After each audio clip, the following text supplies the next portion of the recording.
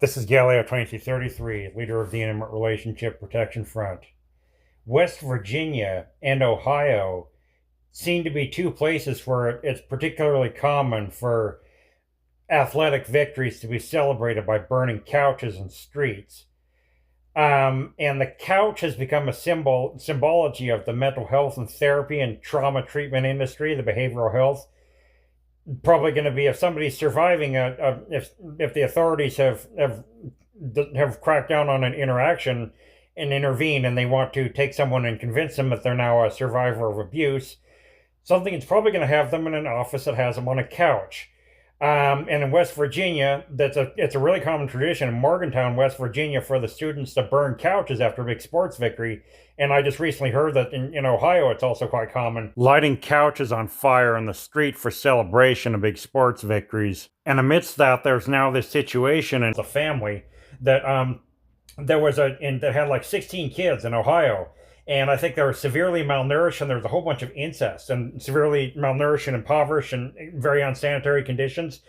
And they're saying they're using this to crack down on child marriage, because one of the people was a West Virginia judge allowed somebody to marry a 15-year-old girl, and they're going to use this for the next big the next big cause to ban child marriage. So there's something. Child marriage should be legalized, and just because there's a family full of neglect and stuff, that doesn't justify making it illegal for older guys to have sex with young girls. Court TV and Law and Crime Network, they should be put out of existence, and they're big enemy propaganda centers.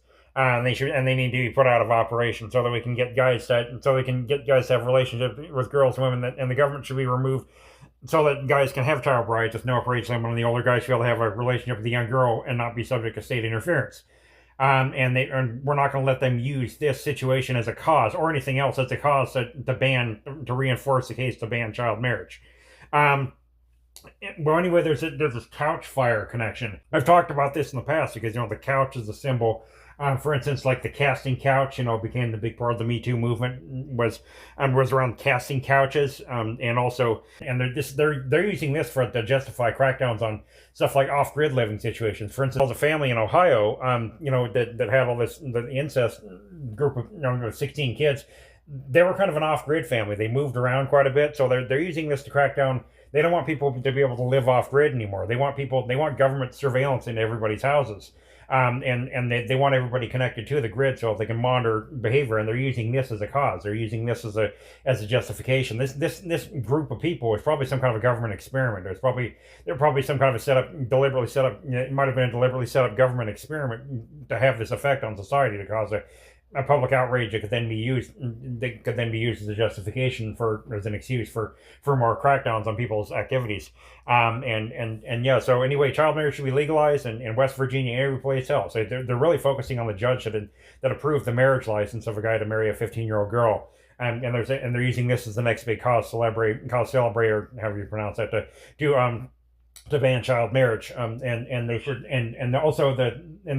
should make it so that Somali deserve to live in the United States, and they should make it so the old 50-year-old Midwestern farmer white guys can marry a child bride from Somalia, and can get married to a 7-year-old girl from Somalia, and have that be accepted as a marriage, and even have that as a second wife. He probably has an old white wife who's his age, but have that Somalian girl as a second wife, because polygamy should be legalized too.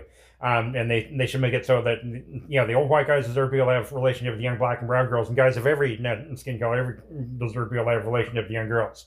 And that should be legalized. That's what our mission is at the Intimate Relationship Protection Front. This is Galileo 2333 signing off.